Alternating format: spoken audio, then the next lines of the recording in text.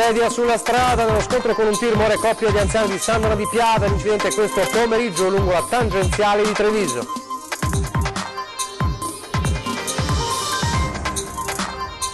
La regione intervenga e metta un guardrail lungo la Noalese a Melaredo dove è morto mio figlio, l'appello tra le lacrime di Franco Rampazzo, papà di Diego, morto a 27 anni. Recuperate dai carabinieri due preziose pagine miniate del 300 rubate 22 anni fa. I fogli erano stati strappati da un volume religioso conservato all'Archivio di Stato di Venezia. Molte risposte tra le polemiche tra il sindaco di Venezia e Matteo Secchi di Venezia.com sugli abitanti in Laguna che per il primo cittadino sarebbero in crescita. Garantiremo piena tutela ambientale e paesaggistica alla Laguna, mantenendo Venezia primario polo crocieristico italiano, così su Facebook il ministro Danilo Toninelli.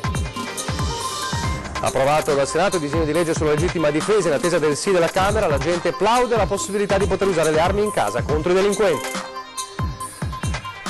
Sabato la Rai era a Trento, coach De Raffaele dice troveremo degli avversari molto arrabbiati vista la loro posizione in classifica con 7 sconfitte e una sola vittoria. Telespettatori di Antena 3, buonasera, bentrovati. Il telegiornale di Venezia si apre con la cronaca, come avete visto e sentito dai titoli, la cronaca di un terribile incidente stradale avvenuto a Treviso lungo la tangenziale che ha coinvolto una coppia di anziani di Sandona di Piave, uno scontro terribile tra un'auto e un camion e purtroppo nulla da fare per i due occupanti della vettura. Schiacciati nel ribaltamento della loro auto. Così sono morti oggi una coppia di Sandonà che stava transitando lungo la tangenziale di Treviso all'altezza dell'emissione della rotonda sul Terraglio. L'incidente oggi pomeriggio poco dopo le 14:30. La Saab su cui viaggiava la coppia, lui di 76 anni, lei di 74, proveniente da Sandonà, stava transitando da Silea verso Paese, quando poco dopo il cavalcavia sul Terraglio, probabilmente in fase di sorpasso di un mezzo pesante, il conducente ha perso il controllo dell'auto che prima avrebbe impattato contro il tir per poi rovesciarsi e carambolare più volte, finendo la sua corsa capovolta e a ridosso del guardrail. Nulla da fare per i due occupanti, morti schiacciati dal tetto dell'auto. I corpi sono stati estratti dai vigili del fuoco che hanno utilizzato una gru per sollevare il mezzo. Illeso il conducente del camion che nulla ha potuto fare in soccorso della coppia. L'incidente ha bloccato il traffico per gran parte della tangenziale, mentre forti rallentamenti si sono verificati anche sull'altra corsia a causa dei numerosi curiosi in transito. Sul posto per i rilievi gli agenti della municipale di Treviso. E nessun fascicolo in procura di Treviso sull'incidente in cui ieri sono rimasti feriti 17 studenti di Mestre sulla Feltrina a Montebelluna. Le lesioni riportate dai ragazzi nell'uscita di strada con successivo ribaltamento di un pullman turistico a 2 piani non sono state fortunatamente gravi. Trattandosi di contusioni ed escoriazioni non ci sono quindi gli estremi per procedere d'ufficio. Un'eventuale inchiesta sarà aperta solamente in caso qualcuno sporga querela nei confronti dell'autista. E adesso, a proposito di sicurezza della strada, la storia di una tragedia della strada che un genitore vorrebbe tentare di evitare ad altre famiglie. È la storia di un padre che ha perso un figlio e che ora chiede alla regione di mettere in sicurezza quel tratto di strada dove è morto il suo Diego. Siamo lungo la Noalese, nel territorio di Melaredo di Pianiga. Il servizio. Quando penso a Diego era il mio figlio maggiore, era il mio figlio, diciamo, quello che mi dava una mano in tutto. Non so più cosa dirle. Sono le lacrime colme di un dolore profondo, senza fine, forse tra i più grandi e senza conforto. Quello di questo padre di Fiesto d'Artico che ha perso il figlio maggiore in un incidente stradale appena pochi mesi fa, il 28 aprile scorso, qui a Melaredo di Pianiga. Era lui che il padre della famiglia, era lui. C'è altro da dire. Era lui. Franco, per l'amore del figlio, ci dà appuntamento proprio dove ha trovato tragicamente la morte il suo Diego, scomparso a soli 27 anni. La sua richiesta rivela l'infinita generosità del suo cuore e della sua anima, seppur profondamente lacerata.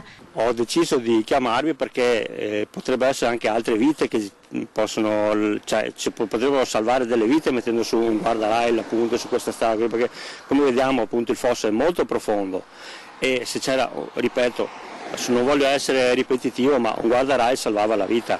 Diego aveva appena accompagnato a casa i suoi cognati che abitano qui a Caselle e ritornando indietro per portare a casa la fidanzata che abita in centro a Melaredo, per un colpo di sonno si pensa si è schiantato verso il muro. Il muro, come lo chiama lui, si trova di fronte al distributore di benzina. È il ciglio della strada regionale nualese, sotto al quale l'auto di Diego si è accartocciata come una scatoletta di latta, e qui dal fossato colmo d'acqua ed erbacce che è stato estratto il suo corpo senza vita. Con un guardrail forse ora Diego sarebbe ancora tra noi, dice il papà, chiedendo un intervento della regione e del sindaco Massimo Calzavara, perché questa strada non sia più disseminata di tombe e fiori come la vita recisa del giovane Diego, cresciuto amorevolmente dal papà dopo che la sua mamma lo aveva abbandonato a soli 11 anni. Era un bravo ragazzo, era molto, molto bravo come ragazzo. Che devo dire? Ragazzi così ormai penso che ce ne siano molto pochi, ma molto molto pochi. I delinquenti sono qua e mio figlio è là. Non è giusto. Adesso l'operazione dei carabinieri del Nucleo Tutela Patrimonio, che hanno recuperato 2 preziose pagine miniate del XIV secolo, del 1300, rubate, pensate, 22 anni fa dall'Archivio di Stato. Tornano nella sede di conservazione e a Venezia 2 importanti carte e speriamo che sia solo l'inizio e tornino anche le altre. Sono state trafugate 22 anni fa dall'Archivio di Stato di Venezia. Oggi, grazie ai carabinieri del Nucleo Tutela Patrimonio Culturale coordinati dalla Procura, sono tornate a casa 2 preziose pagine miniate. Le indagini sono iniziate nel 2015. Siamo riusciti a individuare queste pagine miniate in una casa d'asta londinese. La cosa importante è la ricerca come è stata fatta, perché grazie alla digitalizzazione dei microfilm che sono stati fatti nei confronti di queste pagine miniate, le abbiamo comparate con quelle che erano trafugate, insomma, e presenti nella nostra banca dati delle opere d'arte da ricercare, che corrispondevano a delle pagine miniate che erano in vendita proprio presso questa casa d'asta. Quindi al termine degli accertamenti esperiti si è riuscito a convincere ovviamente quella casa d'asta alla restituzione di queste opere. Le pagine sono state strappate nel 1996 da un antifonario del XIV secolo conservato nell'Archivio di Stato. Il volume è composto da oltre 300 pagine con legature in legno, molto difficile dunque da portare via. Probabilmente anche per questo all'epoca i ladri avevano deciso di smembrarne alcune parti per poi rivenderle. Fondamentale il lavoro del nucleo specializzato. Il comando del Tutela Patrimonio Culturale è un comando che ci supporta quotidianamente e costantemente con delle grandi professionalità che ci consentono sia di migliorare nel momento in cui si tratta di fare delle investigazioni. Oramai siamo proprio al top, abbiamo una banca dati delle opere sottratte che poche forze di polizia hanno al momento, quindi noi contiamo sempre sulla loro grande esperienza, sulla grande professionalità, e purtroppo nei casi in cui viene commesso un furto, viene sottratta qualche opera d'arte, siamo i primi a chiamare e chiedere a loro il supporto, perché sono determinanti fin dal primo momento delle indagini, dal sopralluogo, e sono essenziali per raccogliere poi gli elementi fondamentali per sviluppare le indagini. Restiamo a Venezia, garantiremo piena tutela ambientale, culturale e paesaggistica alla laguna, mantenendo Venezia quale primario polo croceristico italiano. Ad affermarlo sulla sua pagina Facebook il Ministro delle Infrastrutture e Trasporti Danilo Toninelli, oggi al lavoro al Ministero dei Trasporti, riferisce con i colleghi Alberto Bonisoli e Sergio Costa per risolvere il dossier grandi navi a Venezia in sinergia con il territorio e le autorità locali. Dunque il lavoro sul dossier per le grandi navi, il problema di Venezia non è solo quello delle grandi navi, del futuro della croceristica, ma anche quello di una città che si spopola. Non è così per il sindaco di Venezia, Luigi Brugnaro, che recentemente ha detto che Venezia si sta ripopolando, affermazioni che ovviamente hanno creato un nuovo dibattito in città. Il futuro di Venezia avrà uno sviluppo ecosostenibile, finalmente il centro storico tornerà a ripopolarsi. L'ha dichiarato il sindaco Luigi Brugnaro durante un'intervista. Parole che però non sono pienamente condivise da chi ancora in tempi non sospetti aveva segnalato il problema dello spopolamento in città, con manifestazioni e iniziative di ogni genere. Come sapete noi monitoriamo la situazione da 10 anni ormai. Brugnaro in sostanza non dice cose sbagliate, però enfatizza giustamente a suo vantaggio, come farei io, sul fatto che indubbiamente ultimamente le persone che lasciano Venezia sono in numero minore da quelle che vengono, ma c'è un motivo. Il motivo è presto detto. Lo spopolamento di Venezia è dato dal valore intrinseco di due variabili. I due valori sono il rapporto fra chi va e chi viene, intrinseco con il dato il saldo tra le nascite e le morti.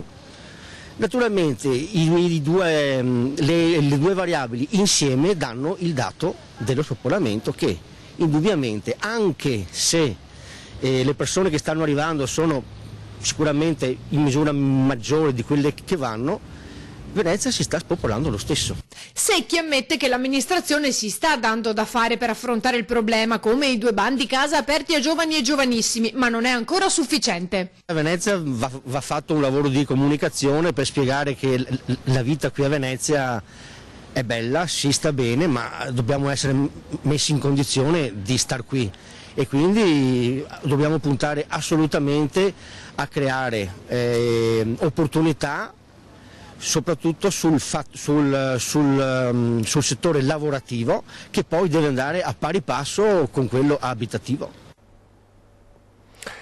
Ed ora per parlare di sicurezza a Venezia, le ultime operazioni, gli arresti di borseggiatori a Venezia, sentiamo l'assessore alla sicurezza.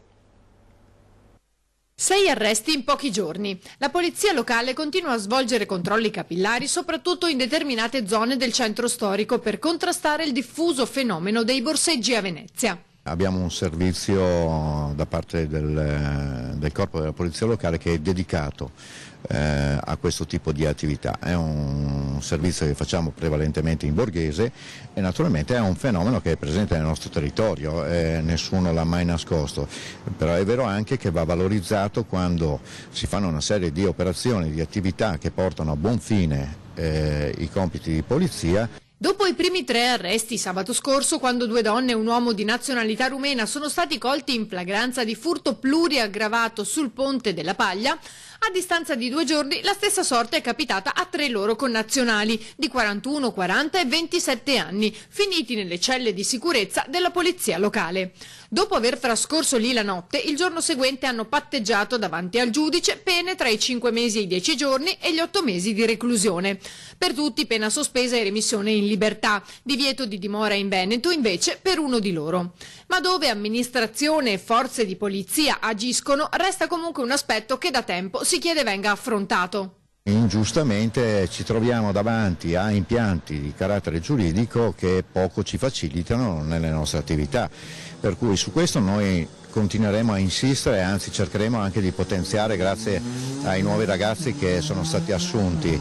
Il fenomeno va ulteriormente contenuto da un lato, ma fatto anche in termini repressivi tutto quello che serve e siamo certi che questo insomma continueremo a gestirlo al meglio. Certo è sempre insufficiente tutto quello che si fa, ma è vero anche che insomma non bisogna amplificare quelli che sono i fenomeni, è un fenomeno presente e su quello insisteremo continuamente con i vari servizi che sono disponibili.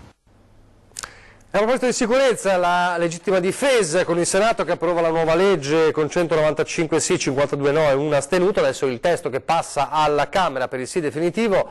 Cosa ne pensa la gente? Ci si fa giustizia da soli così oppure ci si difende finalmente in casa? La nostra inchiesta è condotta oggi tra la gente a Santa Maria di Sala. Legittima difesa, c'è il sì del Senato, ora si attende l'ok anche della Camera, cosa ne pensi? Sono d'accordissimo. Ho diritto a difendermi a casa mia, ovviamente nel rispetto della legge, ma spero che la legge vada incontro appunto a chi si difende. Cioè, se mi entra un ladro in casa sfido chiunque a non provare a fare qualcosa, insomma. Quindi dobbiamo reagire, dobbiamo difenderci, finalmente è arrivata sta legge benedetta. No, però ci vuole il sì della Camera adesso. Sì, speriamo che anche la Camera approvi. Penso sia una cosa importante visto e considerato la situazione attuale. Ne abbiamo i diritti di difenderci. E difenderci come a casa nostra, con le armi? Purtroppo nel tempo di adesso sì, bisogna saperle usare, ma adesso siamo arrivati a questo punto, le armi in casa. È anche una cosa preventiva, insomma, se un malintenzionato sa che non va incontro a nulla, che se fa qualcosa, anzi ha ragione il malintenzionato invece che la persona che accusa il danno, perché dovrebbero farlo a sto punto. Tu adesso in casa quali misure adotti per cercare di difenderti? Per tentare? Porta blindata. E basta? Mazza da baseball? Ma pentola, padella, non so adesso, dico quello che mi passa per la mente, però insomma uno fa quello che può. No, un'arma non la terrei mai.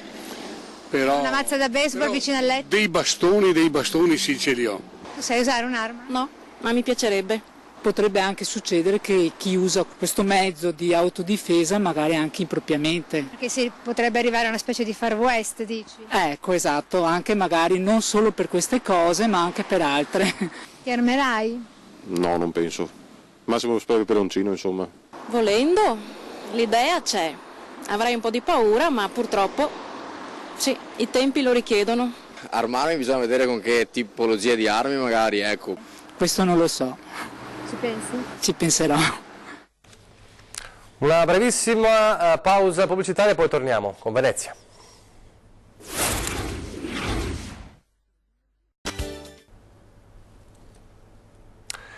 Rieccoci in studio in diretta, siamo alla pagina sportiva e quindi alla Reyer che si prepara ad affrontare Trento, avversaria alle storiche finali scudetto, ma una Trento in condizioni diverse rispetto a quelle di Venezia.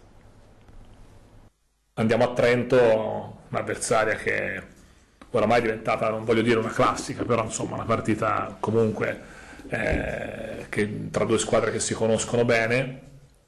Andiamo da una squadra ferita, una squadra che è certamente in un momento non positivo e che credo, come è nel loro DNA, cercherà di far sì che la partita in casa contro la Reyer Venezia possa diventare la partita diciamo dell'inizio del risalire la china, come è giusto che sia. Quindi troveremo una squadra arrabbiata, una squadra che giocherà ancora più con energia, ancora più con rabbia, per giustamente girare questo inizio difficile, anche se è una cosa che è un po' la storia degli ultimi anni, e poi invece si è visto che sono sempre stati protagonisti e lo saranno anche quest'anno, lottando poi fino alla fine per il titolo. Sabato alle 18:30 gli Orogranata affronteranno Trento, l'avversario che negli ultimi anni ha dato non poco filo da torcere. Ora però la situazione non è delle migliori per i padroni di casa, che dall'inizio della stagione tra Supercoppa, Eurocup e Serie A ha totalizzato 7 sconfitte e una sola vittoria. I ragazzi di coach De Raffaele non dovranno abbassare la guardia. Noi dovremmo essere molto bravi a sapere cosa ci aspetta, sapere che abbiamo davanti appunto una squadra importante, di grande qualità, oltretutto che gioca in casa, quindi una partita difficile, anche se Trento ha cambiato un po' fisionomia, rientrerà Gomez con noi, quindi ecco, ci sono tutti gli ingredienti affinché sia, come al solito, una partita da giocare secondo me con grande attenzione, da giocare con presenza mentale per tutti i 40 minuti, sapendo appunto che abbiamo davanti una squadra che farà di tutto giustamente per portare a casa la partita, perché sta attraversando un momento non felice. È tutto da Venezia, grazie per averci seguito, arrivederci.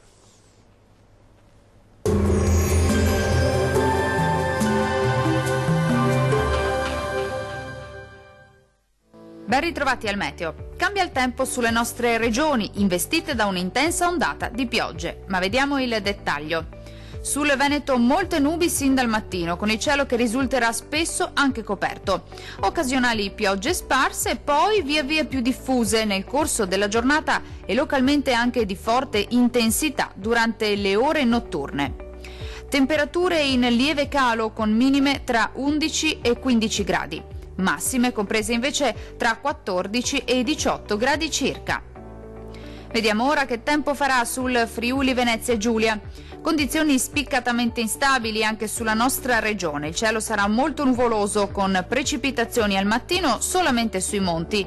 Col passare delle ore però peggiorerà un po' ovunque con temporali via via più forti. Temperature in diminuzione con minime tra 12 e 14 gradi. Massime comprese invece tra 16 e 19 gradi circa. Vediamo infine la situazione meteorologica del Trentino Alto Adige. Situazione un po' diversa sulla nostra regione, dove avremo un contesto più asciutto. Sarà infatti ampiamente soleggiato sui settori settentrionali, mentre su quelli meridionali il cielo tenderà a coprirsi maggiormente. Tuttavia, entro la nottata peggiorerà con piogge un po' ovunque. Temperature minime tra 4 e 8 gradi, massime comprese invece tra 20 e 22 gradi circa. Dal meteo di Antenna 3 è tutto, arrivederci!